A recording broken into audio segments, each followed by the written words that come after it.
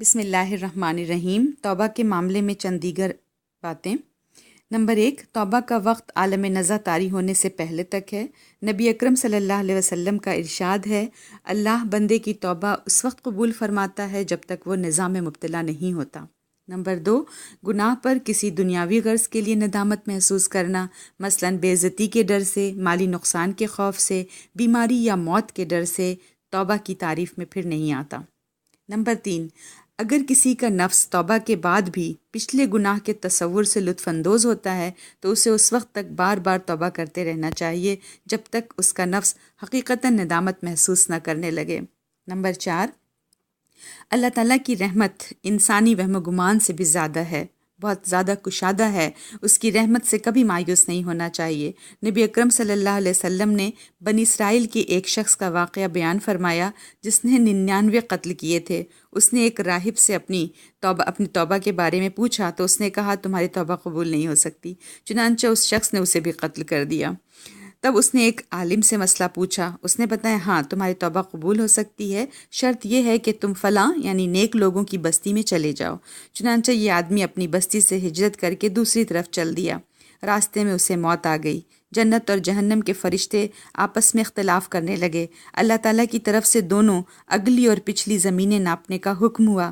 زمین ناپی گئی تو نیک لوگوں کی بستی یعنی جس طرف ہجرت کر کے وہ جا رہا تھا بالشت بھر قریب نکلی اور اس کی مغفرت کر دی گئی۔ ایک بوڑھا شخص نبی صلی اللہ علیہ وسلم کی خدمت میں حاضر ہوا اور عرض کیا، یا رسول اللہ، ساری زندگی گناہوں میں گزری ہے، کوئی گناہ ایسا نہیں جس کا ارتکاب نہ کیا ہو۔ روئے زمین کی ساری مخلوق میں اگر میرے گناہ بانٹ دیے جائیں تو سب کو لے ڈوبیں، کیا میری توبہ کی کوئی صورت ہے؟ آپ سس نے پوچھا، کیا تو نے اسلام قبول کر لیا ہے؟ اس نے کہا، میں گواہی دیتا ہوں کہ اللہ کے سوا کوئی معبود نہیں اور محمد صلی اللہ علیہ وسلم اللہ کے رسول ہیں۔ آپ صلی اللہ علیہ وسلم نے فرمایا، جا، اللہ معاف کرنے والا اور برائیوں کو نیکیوں میں بدلنے والا ہے۔ اس نے عرض کیا، کیا میرے سارے گناہ اور جرم معاف ہو جائیں گے؟ آپ صلی اللہ علیہ وسلم نے ارشاد فرمایا، ہاں، تیرے سارے گناہ اور جرم معاف ہو جائیں گے۔ بس اللہ کی رحمت سے نہ تو خود کسی کو مایوس ہونا چاہیے اور نہ ہی کسی دوسرے شخص کو یہ حق پہنچتا ہے کہ وہ کسی توبہ کرنے والے کو اللہ کی رحمت سے مایوس کرے۔ جس طرح اللہ کی رحمت سے مایوس ہونا گناہ ہے، اسی طرح اللہ تعالیٰ کو غفور اور رحیم سمجھ کر جان بوجھ کر گناہ کرتے چلے جانا یا توبہ کر کے بار بار توڑتے چلے جانا اس سے بھی بڑا گناہ ہے، جو دراصل اللہ تعالیٰ کی رحمت سے مذاق اور تمسخر کے مترادف ہے۔ قرآن پاک میں اللہ تعالیٰ کا ارشاد ہے، وَلَا تَغُرَّنَّكُمْ بِاللَّهِ الْغَرُورُ، کوئی دھوکے باز تمہیں اللہ کے معاملے میں دھوکہ نہ دینے پائے۔ اللہ کے معاملے میں دھوکہ یہی ہے کہ انسان اس فریب میں مبتلا رہے کہ اللہ تعالیٰ غفور و رحیم ہے، گناہ کرتے چلے جاؤ، وہ بخشتا چلا جائے گا اور سزا نہیں دے گا۔ نبی اکرم صلی اللہ علیہ وسلم نے ایمان کی صحیح کیفیت امید اور خوف کے درمیان بتلائی ہے۔ انسان کو جتنی اللہ کی رحمت سے مغفرت کی امید رکھنی چاہیے، اتنا ہی اللہ کی پکڑ اور گرفت کا خوف بھی دامنگیر رہنا چاہیے۔ آج کی حدیث نمبر 16، توبہ نہ کرنے سے انسان کا دل سیاہ ہو جاتا ہے۔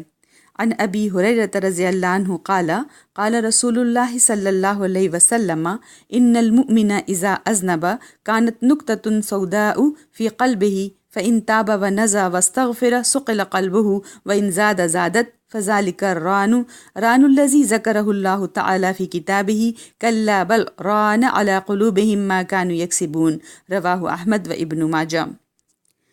حضرت ابو ہریرہ رضی اللہ عنہ کہتے ہیں، رسول اللہ صلی اللہ علیہ وسلم نے فرمایا، مومن جب گناہ کرتا ہے تو اس کے دل پر ایک سیاہ نقطہ پڑ جاتا ہے، اگر توبہ استغفار کرے تو اس کا دل صاف کر دیا جاتا ہے، اور اگر مزید گناہ کرتا چلا جائے تو سیاہ نقطہ بڑھتا رہتا ہے، اور یہی وہ زنگ ہے جس کا اللہ تعالیٰ نے قرآن مجید میں یوں ذکر کیا ہے، ہرگز نہیں، بلکہ ان کے اعمال کے باعث اللہ نے ان کے دلوں پر زنگ چڑھا دیا ہے۔